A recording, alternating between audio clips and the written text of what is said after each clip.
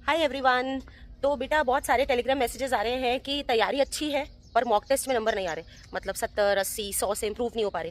तो मैंने सोचा कि क्यों नहीं बच्चों को बता दूं, क्योंकि इंडिविजुअली तो मैं टेलीग्राम पे तुम लोगों को गाइड करती ही रहती हूँ, बट फिर भी एक चीज़ यार बहुत ज़्यादा ज़रूरी है। जब तक तुम वही वही की वही गलतियाँ रिपीट करते रहोगे, ठीक है, तब तक तुम्हारे वही के वही मार्क्स, वही का वही स्कोर रिपीट होता रहेगा। तो ये बहुत ज़्यादा इंपॉर्टेंट है कि तुम लोग अपनी गलतियों को एनालाइज करो। देखो उसका एक मेथड होता है। जब तुम्हारे मॉक टेस्ट में मार्क्स नहीं आते हैं ना, तो ये बहुत इंपॉर्टेंट होता है। तुम सिर्फ एक मॉक टेस्ट के लिए ये वाला तरीका ट्राई करना कि लेटेस्ट से कि तुम्हारा जो जो सवाल गलत हुआ, जहां जहां तुम्हारा नेगेटिव मार्किंग हुआ, वहां ये देखो कि यार ये सवाल मेरा गलत क्यों हुआ है। अब इसके कारण हो सकते हैं, ठीक है, क्या क्या कारण हो सकते हैं मैं तुम्हें बताती हूँ। एक कारण हो सकता है तुम्हें वो टॉपिक ही नहीं पता हो जिस पे सवाल पूछा गया हो, ठीक है। तुमने वो मतलब क्वेश्चन पढ़ा और तुम्हें लगा कि ये चैप्टर समझ में आ रहा है कि इस चैप्टर में से क्वेश्चन है, बट वो टॉपिक तुम्हारा पढ़ा हुआ नहीं है। इसका मतलब तुमने इन डेप्थ स्टडी नहीं करी है। इन डेप्थ स्टडी से मेरा मतलब ये बिल्कुल भी नहीं है कि तुमने पीएचडी करनी किसी टॉपिक पे। ऑफ कोर्स आपको उतना ही पढ़ना है जितना रिक्वायर्ड है, बट फिर भी मैं कहूंगी कि तुमने उस टॉपिक को उतना भी नहीं पढ़ा जितना रिक्वायर्ड है। अगर वो क्वेश्चन तुम्हारे पकड़ में ही नहीं आ रहा, तुम्हें लग रहा है कि यार ये तो क्वेश्चन चैप्टर समझ में आ रहा है ये वाला है, लेकिन क्वेश्चन तो यार आउट ऑफ सिलेबस टाइप का लग रहा है, मैंने नहीं पढ़ा।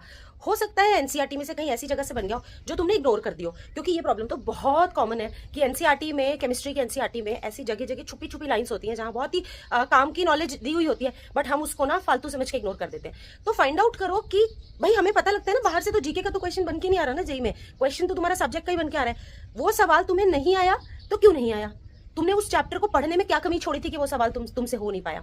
दूसरा, कई बार नंबर कट जाते हैं जब आप एप्लीकेशन गलत करते हो क्वेश्चन की, ऑर्गेनिक में ऐसा अक्सर हो जाता है। तो फिर उसका तरीका सुधारना पड़ेगा रेगुलर प्रैक्टिस के साथ में, है ना, एंड डाउट सॉल्विंग के साथ में। तीसरी चीज हो सकती है कि जल्दबाजी की हैबिट, की फटाफट नतीजे तक पहुंचने की जल्दी तुमको है और इसलिए तुम अपने जो आंसर्स है वो बिगाड़ रहे हो। तुम्हें पता चलना चाहिए हर उस सवाल जिसमें तुम्हारा नेगेटिव हुआ है क्या सिली मिस्टेक तो नहीं है वो, ठीक है। अगर वो सिली मिस्टेक है तो यार सिली मिस्टेक्स की आदत तो बहुत ज्यादा तुमको जल्दी से ठीक करनी पड़ेगी, नहीं तो जो बच्चा 180 170 डिजर्व करता है, जो बच्चा 190 डिजर्व करता है, उसके सीधा सीधा 120 100 पे आके वो अटक जाता है। तो बेटा मैं बिल्कुल नहीं चाहूंगी कि सिली मिस्टेक की हैबिट को तुम कैरी ऑन करो। सिली मिस्टेक की हैबिट को रिमूव करने के लिए तीन तरीके मेरे पास, तीनों तरीके तुम्हें अपनाने पड़ेंगे। एक तो टाइम बाउंड प्रैक्टिस करो, 5 या 10 सवालों के सेट में करो। दूसरा, जल्दी से कंक्लूजन पे लैंड अप मत करो। थिंक ट्वाइस, 2 बार सोचो कि जो मैं कर रहा हूँ सही तो कर रहा हूँ, सवाल को एक बार फिर पढ़ लेता हूँ, कहीं करेक्ट पूछा हूँ, इनकरेक्ट मार्क कर रहा हूँ, वन ऑफ इट्स टाइप, है ना। तीसरी चीज जो तुमको करनी है, पीछे से आंसर तुरंत देखने की आदत जो है वो गायब करनी है। मतलब आपने क्वेश्चन सॉल्व किया और पीछे से आंसर देख लिया। यूज ऑफ कैलकुलेटर भी वन ऑफ द प्रॉब्लम है, जिससे हमें अभी लगता है कि हम ठीक कर रहे हैं पर एग्जाम में हमारे नंबर जो है वो कट जाते हैं क्योंकि हमसे गलतियां हो जाती हैं।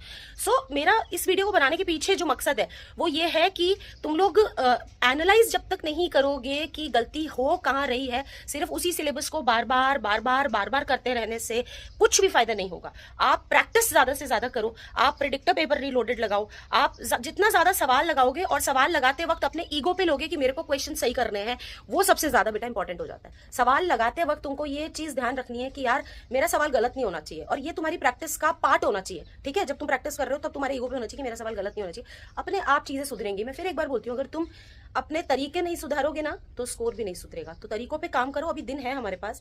आप डेली का 1 घंटा इस तरीके से पढ़ लो जैसे मैंने तुम्हें बताया। Please try to analyse your mistakes, then only तुम इसको आगे जाके ठीक कर पाओगे। एक डॉक्टर भी मरीज का ट्रीटमेंट तभी कर पाता है जब उसकी बीमारी को गहराई से समझ लेता है।